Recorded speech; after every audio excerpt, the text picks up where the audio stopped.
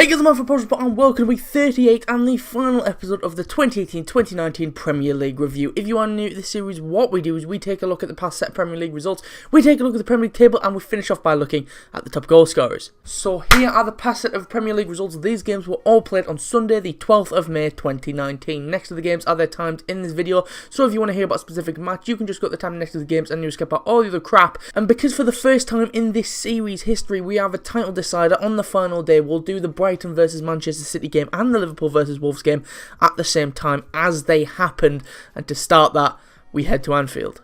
0-0 in both games, and it would be who blinked first in the final day. Wolves fans started to say Brighton scored to trick the Liverpool fans, and that was just the ultimate shithousery. But between the two sides at the top, Liverpool scored the first goal as Sadio Mane sent Liverpool top in the 17th minute. Trent Alexander-Arnold started the move by playing it to Jordan Henderson. Henderson gave it straight back to Trent, and he found himself in a crossing position. Trent drilled it across the ground, and getting on the end of it was Mane, who put it home from 10 yards out. And over to the Amex now, and as news filtered in of Liverpool taking the lead, City fans were watching on anxiously, and they got even more anxious as Brighton threw a spanner in the works as they took the lead through the best striker on this planet, Glenn Murray. A corner for Brighton on the left side was swung in, and it was proper swung in. It was headed in anywhere. Edison comes off for it at the near post, but Glenn Murray got in front of him and headed it home at the near post. And we stay on the south coast now because pretty much from kickoff, Manchester City levelled it up as Sergio Aguero got his 21st goal of the season. A quick reply was vital, and they did just that. City knocked it about well. Sterling goes back to Emerick Laporte. He drilled the ball up to David Silva.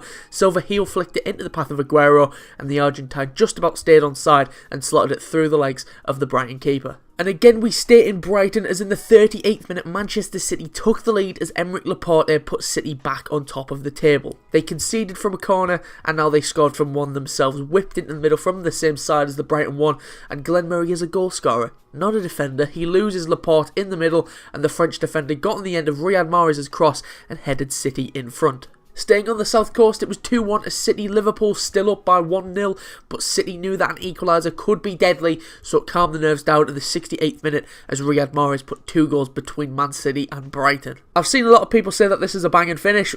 It's a good finish, but sorry boys, for me this is a goalkeeping mistake.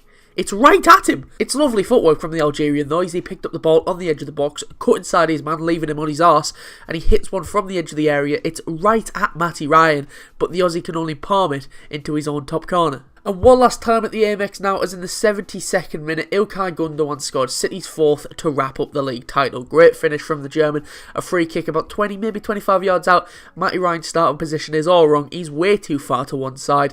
Gundogan spots that, hits it over the wall and straight into the bottom right corner. And back to Anfield now for the final update on this. The news was getting in. City have walked all over Brighton, and even if they win, there was nothing Liverpool could do about it. But even then, Liverpool still went out and got their second, as Sadio Mane got his second of the afternoon and his 22nd league goal of the season. Trent Alexander-Arnold with another assist, and he actually broke the record of most assists by a defender in a single Premier League season.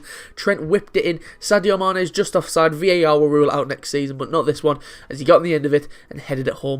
And that's how both games ended, and I can officially say that Manchester City are crowned Premier League champions and become the first team since 2009 to win back-to-back league titles. Liverpool did all they could, but they just couldn't pip City to the title, and they will have to clear their heads not only for next season but for 3 weeks, because they've got a Champions League final to look forward to. As a Liverpool fan, I can't say I'm not disappointed, but I'm not mad with these players. I'm not mad with the manager. Klopp has taken a team of, let's be honest, rejects. Salah discarded from Chelsea, Henderson discarded by pretty much everyone, Andy Robertson relegated with Hull, Gini Wijnaldum relegated with Newcastle, Xherdan Shaqiri relegated with Stoke, and he's made these players just better. And the fact that we've taken one of the best teams in the Premier League has ever seen all the way and missed out by a point, I couldn't be prouder, to be honest. But Manchester City, what can you actually say? 100 points last season, 98 points this season, 200 points in 2 seasons. It's insane. And I see some people saying that they bought the league. They may have all the money in the world, but money usually brings egos.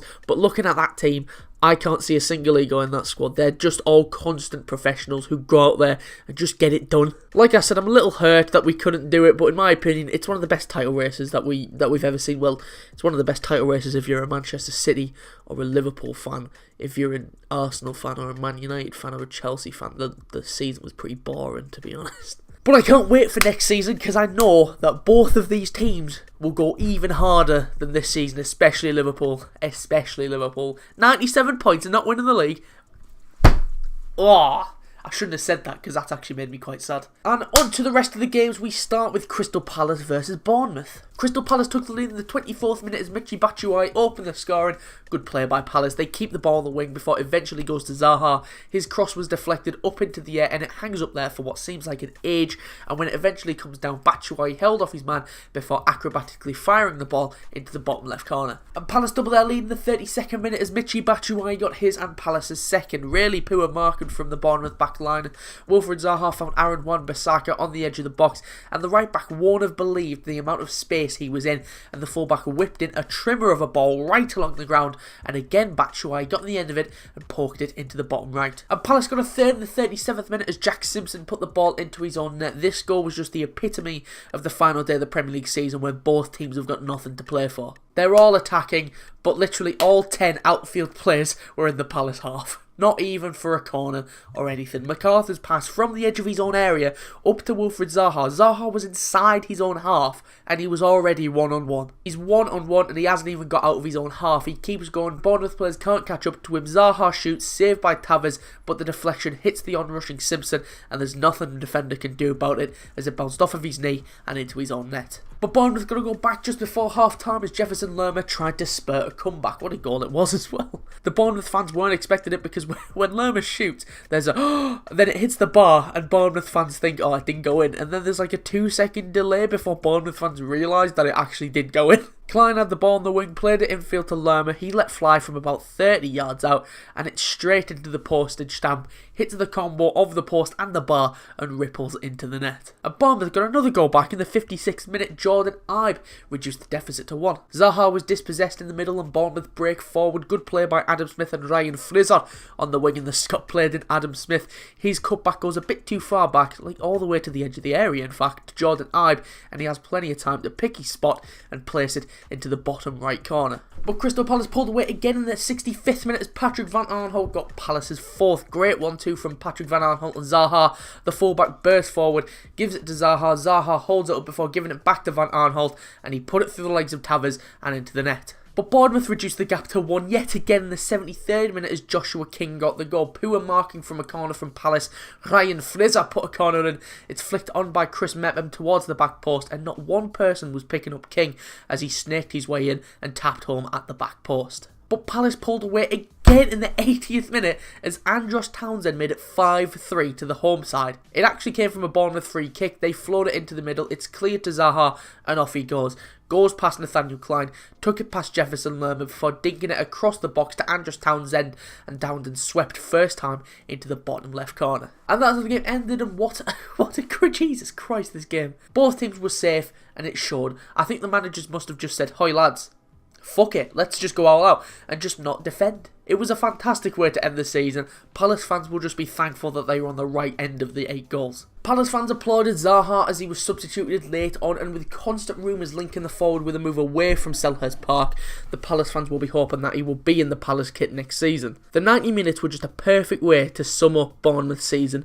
There was brilliant moments, Lerma's strike, constant attacks, but then they would suddenly struggle, and it's just the story of their season, a very stop and start season for the Cherries this one. Bournemouth end the season with 56 goals, the most out of anyone outside the top 6, but it falls down at the other end as they conceded 70 goals, the third worst record in the league. Only Huddersfield and Fulham conceded more. Whereas for Palace, after doing the normal thing where they start slow, they end the season on 49 points, which is a record high for Palace in a 38-game Premier League season. And we move on to Watford versus West Ham. West Ham took the lead in the 15th minute as Mark Noble put the away side in front. Not very often you hear about Mark Noble going on a little run, do you?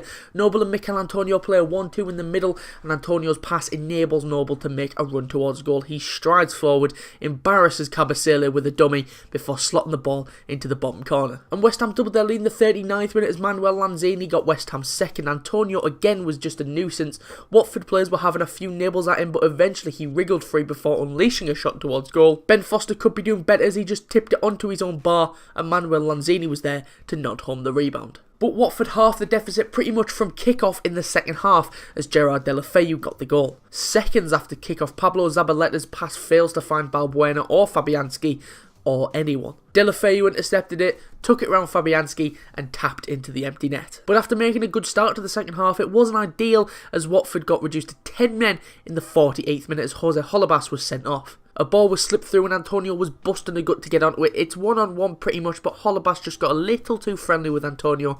Gives him a tap. Antonio does make the most of it. Goes down on the edge of the box and the ref thinks that he's denied a clear goal-scoring opportunity and showed Holebas a red card, which would have meant that he was suspended for the FA Cup final. But Watford appealed it and it was overturned, so he can play in the FA Cup final this Saturday. And West Ham made that man advantage count in the 71st minute as Marko Arnautovic got West Ham's third of the day. After playing his part in Watford's goal, Zabaleta made up for it as he looped a long ball into the middle. His cross was met by Felipe Anderson, who volleyed it goalwards. Ben Foster made a great save and tip it on the post, but his save was in vain as Arnautovic reacted quickest and he was alert and put the rebound home. And West Ham would get the perfect chance to get a fourth in the 78th minute as they were given a penalty. Kick-off Femenia lost the ball on the edge of his own box. Mikel Antonio got onto it. Femenia tried to make up for it by dragging his man back and basically body charged into him, and the ref pointed to the spot. Mark Noble stepped up to take it and he sent Foster the wrong way and buried it into the bottom left corner. And that's how the game ended as West Ham secured a top 10 finish for the first time since 2016. I say top 10 finish, they just got it to finish bang in the middle of the table in 10th, but they'll take it after an emphatic win over FA Cup finalists. For most of the season, Watford have been the overachievers, winning their first 4 games of the season and have been a constant top 10 side throughout the season. But ever since reaching the FA Cup final just over a month ago, their form has fell off a cliff, and going into the FA Cup final on their form, it looks like lifting the trophy will be an impossible task considering the form that Man City go in with. At times they played well, and being 2 down at half-time after pretty much dominating the first half was a little harsh on them. It might have been a different story if Fabianski didn't pull off a wonder save and the ref showed Holebas a yellow instead of a red. Javi Gracia's side was solid and Deulofeu was a constant threat all season as Watford achieved their highest ever finish and points tally in the Premier League. West Ham have had an up and down season, good wins over Arsenal and Tottenham, but then fallen short and losing to Cardiff and Brighton. But 3 consecutive wins at the end of the campaign hints at a brighter future for Pellegrini's second season in charge. And we move on to Fulham versus Newcastle. Jonjo Shelvey opened the scoring in the 9th minute as he gave Newcastle an early lead. A smart corner from Newcastle as they flowed it right to the edge of the box. Shelvey wants to hit it first time, but instead he chose to take a touch and then hit it back across goal, and in it flew into the far top corner. And Newcastle doubled their lead 2 minutes later as Ayoze Perez got the goal. Only 4 players have scored 10 goals in 2019 in the Premier League. Sadio Mane, Jamie Vardy, Sergio Aguero, and now Ayoze Perez. Christian Atsu was dribbling into the box and shaped his body to curl one towards goal.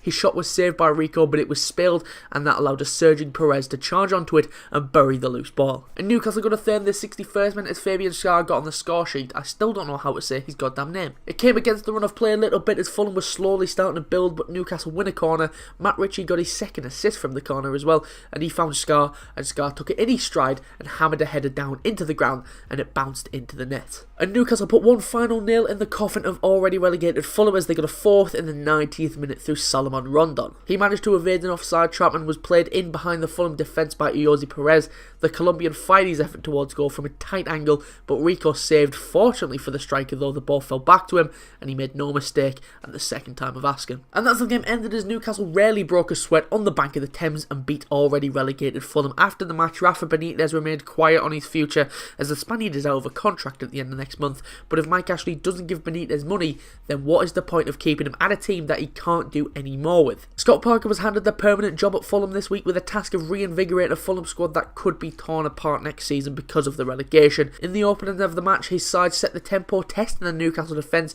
Aleksandar Mitrovic had a few chances against his former side, but as soon as the bald man opened the scoring, the game went downhill. Every time Newcastle attacked, Fulham looked like conceding, and Rondon's late goal was their 81st conceded in the league this season, 5 more than bottom club club Huddersfield. And the top of Scott Parker's summer shopping list has to be new faces in that back line. After yet again flirting with relegation though, Newcastle ended up surviving quite comfortably, picking up some big wins along the way. And we move on to Burnley versus Arsenal. After a quite boring first half, Burnley were arguably the better side, but it would be Arsenal who took the lead in the 52nd minute as Pierre Aubameyang got the opener. And it came from a Burnley mistake. As Jack Cox passed to his defensive partner Ben Mee was poorly controlled, Aubameyang nipped in, stole the loose ball, and the Arsenal striker kept his cool and placed his shot into the bottom right corner. And also doubled their lead 10 minutes later as Pierre Aubameyang got his 22nd league goal of the season. Alex Iwobi found space on the left hand side of the area before chipping a lovely ball towards the back post, and getting on the end of it was Aubameyang, who caught it sweetly on the volley, and he smacked it back across goal to get his second of the day. But Burnley cut the deficit in half just 2 minutes later as Ashley Barnes pegged Arsenal back. A cross came in from the right and Arsenal just could not clear their lines. Johan Gudmundsson picked the ball up on the left side and he delivered a great cross, and Barnes got there ahead of his man and he headed beyond Leno. But also wrapped the game up in the 94th minute as Eddie Nketiah got his first Premier League goal of his career. Alex Iwobi with his second assist of the day as he slid the ball into the path of Nketiah, and the youngster advanced down the left side of the box before squeezing a shot through the legs of Tom Heaton from a tight angle. And that was the game ended as Arsenal finished their season on a high, as Aubameyang's 2 goals made sure that he was one of the 3 winners of the Golden Boot. It's only the 3rd time in Premier League history that 3 players have finished on the same amount of goals, as Aubameyang, along with his fellow Africans Mo Salah and Sadio Mane, finished on 22 goals. So, although not one person won it, Africa won it. So congrats, Africa. Arsenal finished 5th, which means that they go straight into the Europa League group stages next season, but it could get better as they can book a Champions League place if they win the Europa League in 2 weeks' time. The game broke a string of poor results recently for Arsenal in the league, as I'm pretty sure they didn't win a league match all of last month, and the Burnley win was their first win in their last 4 league games. A goal for Burnley always seemed like coming, as they were a pain in Arsenal's side all game, and Ashley Barnes' goal was the 51st conceded by Arsenal this season, which is the joint worst for Arsenal in Premier League history. Burnley's season is finally over, a season that started in mid-July due to Europa League qualifiers, and the task of 2 games a week was just too much for Burnley at the start as they crashed out the qualifiers and their league form took the brunt. They found themselves bottom at Christmas, but a crazy unbeaten run at the start of 2019 saw them get out of that and secure a 4th straight season in the Premier League. And we move on to Tottenham versus Everton. Tottenham had the pleasure of scoring the first goal of the day just 3 minutes in as Eric Dyer opened the scoring for the final day of the season. Eric Lamela whipped the corner in, Everton just can't clear it. Yerry Mina tried to head it clear, but it doesn't make good contact, and the ball fell perfectly to Eric Dyer and he smashed home from a few yards out. But Everton levelled it up in the 69th minute as Theo Walcott got the equaliser. It looked like Gylfi Sigurdsson was lining one up, but instead he played the ball through to Walcott. He beat Ben Davies and then placed the ball out of the reach of Lloris and into the far corner of the net. And Everton took the lead just 2 minutes later as Cenk Tosun got quite possibly his only goal of the season. I'm not too sure, I don't remember saying his name a lot this season. It's a proper goal-mouth scramble involving a few players, but Tosun is the man with the vital touch. Everton corner swung in, Michael Keane forced Lloris into the save, and the ball dropped and no one knows what is going on. Lloris can't hold it, and in the bundle of legs, it was Tosun sliding in on the goal line to bundle the ball over the line. But Tottenham equalised 3 minutes later as Christian Eriksen spared Tottenham's blushes, or Christian Eriksen has pulled Pickford's pants down. If Pickford had normal arms, he would have saved it. It's a bit too close to confidently get over the wall and back down. Pickford's in the middle of the goal. Eriksen spots that, but it's on Pickford's side, and the English keeper took one too many steps the wrong way as the Dane curled it outside the wall and into the bottom right corner. And that's how the game ended as Tottenham mathematically secured a top 4 finish. It was very unlikely that Tottenham would fall out as they needed to lose, and lose badly, which was just never going to happen, was it? A 4th consecutive top 4 finish for Tottenham matches their best run of finishing places since 1964, and in what already would be considered a decent season for them, it could get a lot better in Madrid on the 1st of June. They did ease off the gas after a flying start, and Everton took advantage of that and got a route back into the game, but it was Eriksen, who was absent for most of the game, who stepped up to deliver the point for Tottenham. A good end to Marco Silva's first season in charge of Everton meant his team finished 8th, the same place they finished last season under Sam Allardyce in their very unsettled season. And we move on to Manchester United versus Cardiff. Cardiff got the perfect chance to take the lead in the 21st minute as they were given a penalty. It's harsh. Nathaniel Mendes-Lang was charging in the box. He wants to cross it, but what he actually ends up doing is missing the ball, falling over, and then because Dalot was sliding in, Mendes-Lang falls because he misses the ball, and the ref thinks that he was brought down by Dalot and points to the spot. It's very harsh on United, that one. Mendes-Lang stepped up to take it, and he sent De Gea the wrong way and slotted it into the right-hand side of the net. And Cardiff doubled their lead 10 minutes into the second half as Nathaniel Mendes-Lang got his second of the afternoon.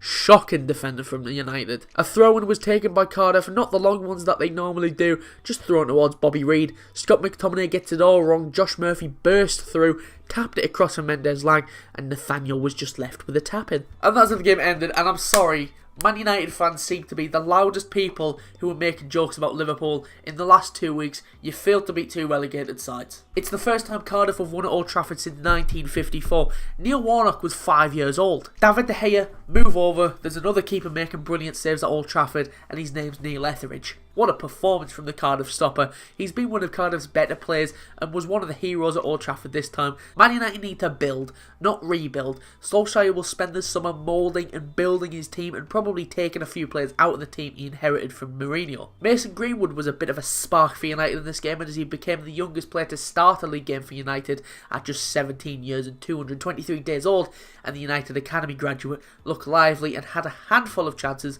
but either just missed the target or was denied by the informed Etheridge. The 2018-19 season has been an up and down one for Cardiff. They've had their highs, but their lows were down there with the worst of them after the Emilio Sala tragedy in January.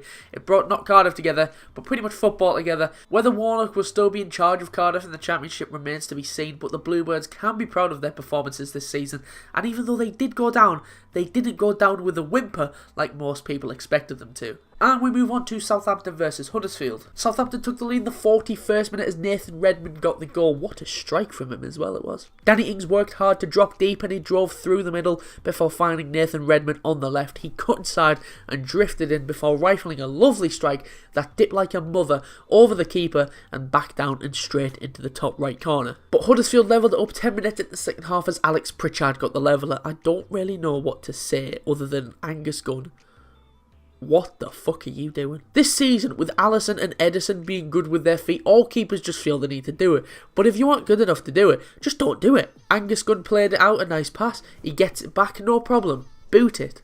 Angus, boot it. Angus, why aren't you getting rid of this? He's just far too casual. Alex Pritchard chased him down, nicked the ball off him, and tapped it into the empty net. It's just ridiculous. And that's how the game ended. The home side were cruising, despite the narrow scoreline. But then Angus Gunn, I just don't get it. Nothing was riding on this game, and unlike the other game at Selhurst Park, this one was the opposite. Since being relegated, Huddersfield seemed to play with a lot more freedom, and a draw with Manchester United and a point at Southampton are two good results to end their season on. After teetering on the edge of going down for a lot of the season, the switch of manager did it for Southampton as Hasenhüttl came in, lit a fire, and Southampton never looked back. He's got the best out of pretty much everyone there. Redmond has started to look good again. James Ward-Prowse has looked like a man repossessed, and Shane Long scored more goals last month than he did in the last 2 years, for God's sake. Southampton ended up finishing 2 places above the drop zone, and their recruitment over the next few months will be key in ensuring a more comfortable season next term. And finally, we've got Leicester versus Chelsea. And a 0-0 to end the season on. Leicester deserved to win this match. They were just all over Chelsea and had the better chances. But for now, I'm just going to talk about both teams' seasons. Chelsea fans, I don't think I've actually ever seen you as divided as you are. Half of you want Sarri out, half of you love him. It's like Chelsea Football Club has had a stroke. To be fair, 3rd place, EFL Cup runners-up, Europa League football, it's not bad for a team who finished 5th last season. But Leicester, I want to talk a lot more about Leicester. We all remember a few seasons ago when they did what they did. They did that and they won the league for... I still don't know how they did that. We were all behind Leicester that season. We wanted that underdog story and we got it. It's probably the most feel-good moment football has ever witnessed. And this season, I feel we were there again. After that horrible night last year where you lost your beloved owner, Vichai Sivadana and the other people who lost their lives in that helicopter crash, we were all there again. We all wanted Leicester to do well. We all were taken back to that magical season. And it's a shame that what made us go back to loving Leicester was that tragedy, and we all just wanted Leicester to do well after that and just to end the season on a high, which they did, as a tribute to probably one of the most important men in Leicester Football Club's history. After sacking Claude Puel, Brendan Rodgers came in and he has done a superb job, to be fair, and Leicester will have their mind set on possibly sneaking into Europa League spot next season. Right, so that's all the games I've got for you this season. Before we go, let's take a look at the full Premier League table and top goal scorers, starting off with the bottom half of the Premier League table. Start with the bottom 10, and as you can see, Huddersfield, Fulham and Cardiff are the three teams that will be playing Championship football next season and will be replaced by Norwich, Sheffield United and whoever wins the playoffs. I'm going to say Leeds. I just want them in the Prem, all their shithouses. Brighton finished 17th, which will be disappointing considering they were looking comfy a few months back. Southampton finished 16th. Burnley, after going on a long unbeaten run in 2019, ended up in 15th. Bournemouth in 14th. Newcastle ended 13th and with an almost identical record to last season. Crystal Palace ended in 12th, and I'm quite shocked that Watford ended in 11th. Weren't they like 8th last week? Moving on to the top half, and West Ham finished slap bang in the middle of the table and bounced back following a poor start. Leicester finished 9th, Everton ended up in 8th, and yet they are still trying to make a rivalry with a lot of people. You are just shit! Wolves got their highest ever finish and the highest finish of a newly promoted side since Ipswich finished 5th, and they'll be hoping that Manchester City can do the double and win the FA Cup so they can get the Europa League football. Man United finished 6th again. Arsenal finished 5th but can get Champions League football if they win the Europa League after being 3rd for the longest time. Tottenham finished the season in 4th. In his first season at Chelsea, Sarri finished 3rd and a Europa League final and an EFL Cup final. But sorry out, am I right? Liverpool ended in 2nd with a points total that would have won the league in literally all but one of the past Premier League seasons, and ending on the top was Manchester City with 98 points as they become the first team in a decade to defend their title. Moving on to the top goal scorers, and we'll go from bottom to top. Jamie Vardy ended in 5th place and finished the season with 18 goals and 4 assists. Most of them has come on Brendan Rodgers, for God's sake. Sergio Aguero got a vital goal that really sparked the Man City players into life. He ended on 21 goals and 8 assists. And on the top, we have a three-way tie between probably the best African front three in the world. I can't think of a more deadly African striker, and I can't think of better African wingers off the top of my head. They all share the golden boot, but because assists officially don't mean anything, so they all get the golden boot. But on my list we have assists, and it's just a nice way to you know, just to separate them. But they all got the golden boot, they all won the golden boot. But on my list we have Sadio Mane on 22 goals and 1 assist, Pierre Aubameyang on 22 goals and 5 assists, and Mo Salah on 22 goals and 8 assists. Right, so that's all I've got for you this season. If you did enjoy, be sure to leave a like and subscribe, and I'll be back at the start of the new season for the 2019-2020 Premier League review. We might be doing reactions of the FA Cup final on Saturday, and we should without a doubt do reactions of the Champions League final on the 1st of June and the Europa League final on the, I think it's the Wednesday before that. I think it's the 29th, the Europa League football. Europa League. I think that's Wednesday, yeah. Other than that, I've got a few ideas in mind for the summer in between series, so hopefully you'll see some of the videos in the coming month. But if you want to stay up to date about anything we do, it's best to follow us on Twitter. The link to that is in the description, or it's at @portionofsport_. If you want to go back and see how the season panned out, the playlist to the series will be on the right hand side of the outro screen, and a link to the channel will be on the left if you feel like subscribing. But anyway, that's all I've got for you. How mad is it that this is already the 3rd season of this show? It's mad. But anyway, thanks for watching this season. Be sure to leave a like and subscribe if you want to. I've been Mark from Portion of Sport, and I will see you soon. My mama calls, see you on TV. Sunset shit done changed. Ever since we was on, I dreamed it all. Ever since I was young, that's what I